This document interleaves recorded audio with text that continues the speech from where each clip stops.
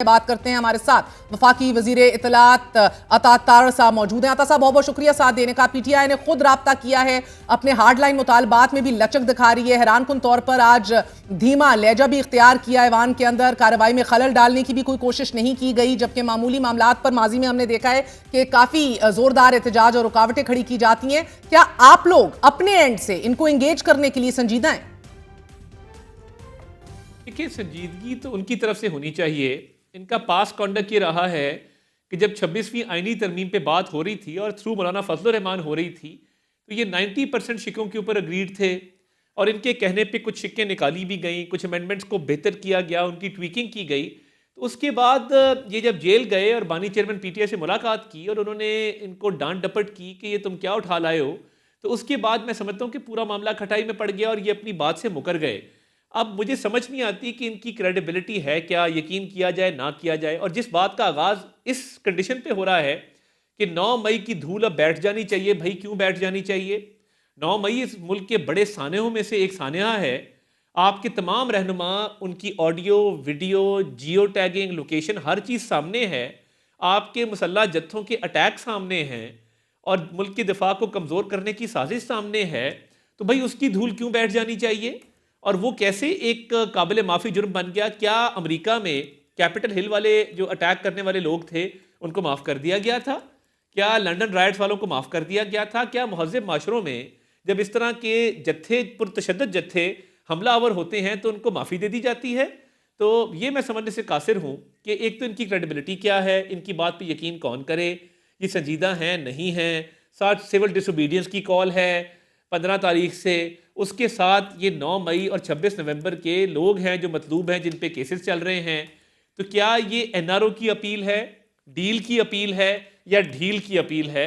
ये पता लगे ना कि इसके पीछे मकसद क्या है। टीओआर क्या है? कमेटी तो बना दी, मगर कमेटी जब बनती है तो उसका मैंडेट सामने आता है। कमेटी का अभी तक मैंडेट कोई सामने नहीं आया। मगर सर, अब ये तारड़ साहब पार्लियामान का इंतखाब कर रहे हैं मामलात हल करने की, ना कि एस्टैब्लिशमेंट की तरफ देख रहे हैं। This is a big step forward. गो के कल इमरान खान साहब ने जो 190 मिलियन पाउंड केस में अपना जवाब दाखिल कराया, उसमें वो दावा कर रहे हैं कि उनकी सियासी जमात सियासी हरीफों के लिए एक बहुत बड़ा चैलेंज बन गई थी और हमारी जमात ने उनके दौरे हुकूमत का, आपके यानी कि, खात्मा कर दिया था। लंदन प्लान का भी वो जिक्र कर रहे हैं, उसके अंदर वो सियासी जमात को कुचलने के लिए 9 मई को फॉल्स फ्लैग ऑपरेशन करार दे रहे हैं इस जवाब के अंदर, जिसके अंदर पार्टी अरकान को मजबूर करना, धमकी देना, अगवा करना, इंसानी तशद्दुद या चादर चार दीवारी की पामाली, इन सब खवातीन कारकुनों को घरों से उठाकर जेलों में डाला, इन सब चीज़ों का वो तस्करा करते हैं। लेकिन बैरिस्टर गौहर खान ने बहरहाल आज मुतनब्बे किया है कि जवाब देने की हिम्मत रखिए। साथ ही उमर अयूब का भी इस मामले पर अदालती तहकीकात का मुतालबा है, ऐवान के अंदर है। वो कहते हैं कि शूट टू ऑर्डर्स के ऑर्डर, शूट एट साइट के ऑर्डर शहबाज शरीफ साहब ने दिए,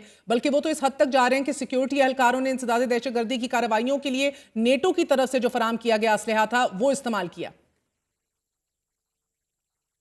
देखिए, पहली बात तो ये कि जो केपी से अफगान शहरी इलीगल अफगान इमिग्रेंट्स आए थे, जो आंसू गैस, स्टन गन, गुलेलें और क्लैशन कोव्स और बंटे और ये मुख्तलिफ किस्म के हथियार लेके आए थे, उनकी वीडियोस मैंने दिखाई पूरे मीडिया पे। ये कौन लोग थे और ये डी चौक की तरफ क्यों जा रहे थे जब पता था कि बेलारूस के प्रेसिडेंट यहाँ मौजूद हैं? जो 4 रेंजर्स के एहलकार शहीद हुए, एक पुलिस वाला शहीद हुआ, 200 से ऊपर पुलिस वाले जख्मी हुए, सरकारी वसाइल का बेदरीग इस्तेमाल किया गया और आंसू गैस, इनके पास मॉडर्न आंसू गैस थी जिसकी दोनों तरफ से जो है वो अटैक करने की जिसमें सलाहियत होती है। तो ये इसका मकसद क्या था? और इसके जो मुजरिमान हैं, क्या उनको कैफरे किरदार तक नहीं पहुंचाया जाएगा? और दूसरी बात ये कि अभी तक जो ये शूट टू किल की बात है, कोई एविडेंस लाए हैं, कोई पोस्टमार्टम रिपोर्ट लाए हों, कोई वीडियो लाए हों जिसमें स्ट्रेट फायरिंग दिखाई जा रही हो, कोई ऐसा एविडेंस इररिफ्यूटेबल लाए हों जिसके अंदर इनकी बात सच साबित होती हो? देखिए, इनकी आदत है 9 मई करो, 26 नवंबर करो, तशद्दुद करो, रियासत पे हमले करो। संजानी का मकाम हमने ऑफर किया, नहीं लिया गया। तो सब बेहतर नहीं तो है कि 9 में और 26 नवंबर उनका बयान वर्सेस आपका बयान, उनकी हकीकत वर्सेस आपकी हकीकत, दोनों की तहकीकात ही की तो डिमांड कर रहे हैं, जुडिशियल इंक्वायरी और कमीशन की बात कर रहे हैं, तो उससे इख्तलाफ क्या है आप लोगों को? उससे इख्तलाफ कोई नहीं है। 9 मई के जो मुल्जिमान हैं वो आइडेंटिफाइड हैं। यास्मीन राशिद साहिबा मुझे तो नहीं कह रही थी कि कोर कमांडर हाउसटिलो अपने कारकुनान को कह रही थी। शरियार अफरीदी जो जीएचक्यू की कॉल दे रहे थे हमारी पार्टी के तो नहीं थे।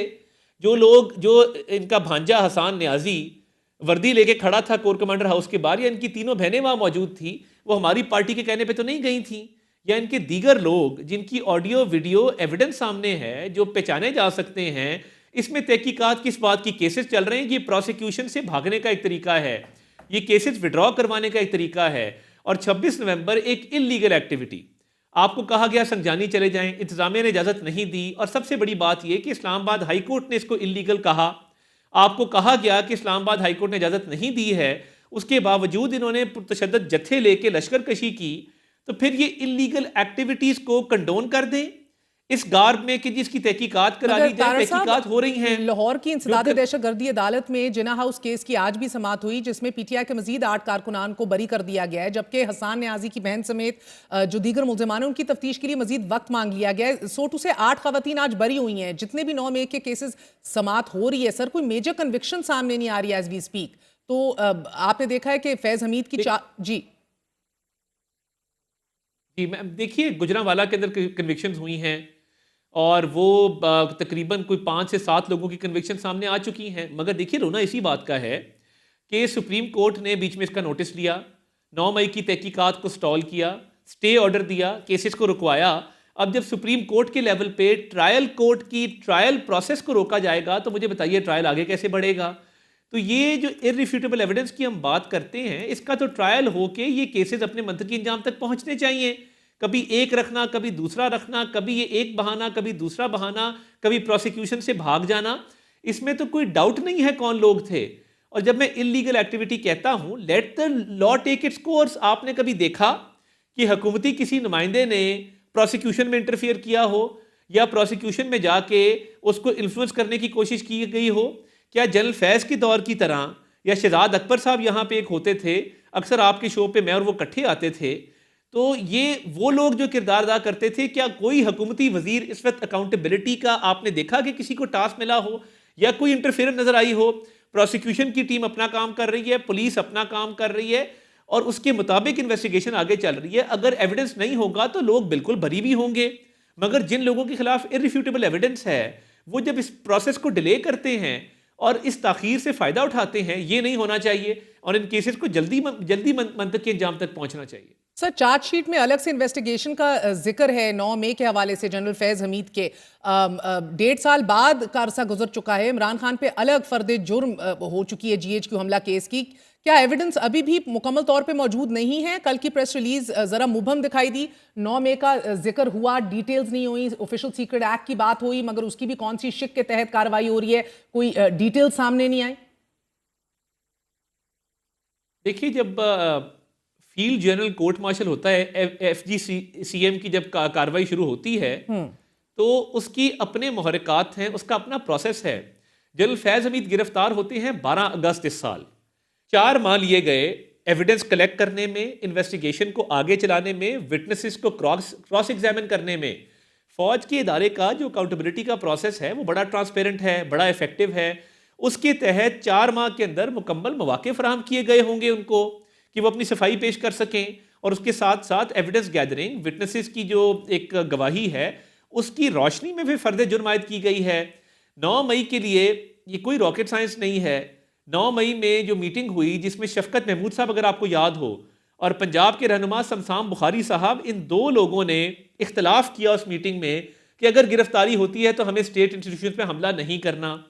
किसी और मुल्क में, मैंने कैपिटल हिल की एग्जाम्पल दी, मैंने 10 डाउनिंग की एग्जाम्पल दी, लंदन राइट्स की बात की, किसी और मुल्क में ये हुआ होता तो शायद 3-4 माह में ट्रायल कंक्लूड हो गया होता। मगर इनके जो ये ताखीरी हरबे हैं और हथकंडे हैं, और जो कोर्ट को इन्फ्लुएंस करने की एक आदत है कि सुप्रीम कोर्ट में पिटिशन कर दो, स्टे ऑर्डर ले लो, यही वजह है कि इनका फॉरेन फंडिंग का केस 6 साल चला। यही वजह है कि 190 मिलियन पाउंड के केस में अभी तक जो है वो तारीखें ली जा रही हैं। क्या बंद लफाफा नहीं आया था? क्या उसकी मंजूरी काबीना ने नहीं दी थी? क्या काबीना के दीगर अराकीन ने वहां पे ऑब्जेक्ट नहीं किया था? साहब, क्या मामलात इमरान खान के सामने हैं। मिलिट्री कोर्ट ट्रायल की तरफ बढ़ते दिखाई दे रही हैं आपको?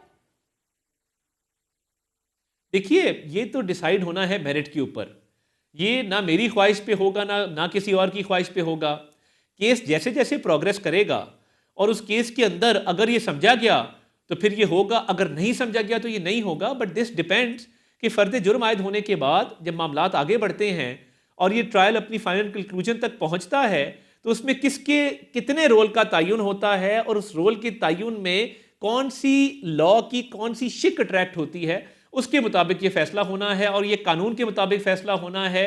और ये कंसर्न जज साहिबान ने और जो फील्ड जनरल कोर्ट मार्शल कर रहे हैं, उन्होंने फैसला करना है। तो मैं समझता हूं कि ये कानून की मंशा और ट्रायल की प्रोसीडिंग्स पे डिपेंड करेगा। मगर फैज साहब के साथ जो एक गठजोड़ था और एक फस्तायत थी उस ज़माने में, वो अब खुल के सामने आ गई है कि ऑफिस का नाजायज़ इस्तेमाल करना, अपनी अथॉरिटी को अब्यूज़ और मिसयूज़ करना, सियासी जो एक माहौल है उसको ख़राब करना, सियासत में इंटरफेरेंस करना, और उसके बाद जिस तरीके से सारे मामले को लेकर चला गया, अब तो कोई शक नहीं है कि ये हैंड इन ग्लव था सारा मामला।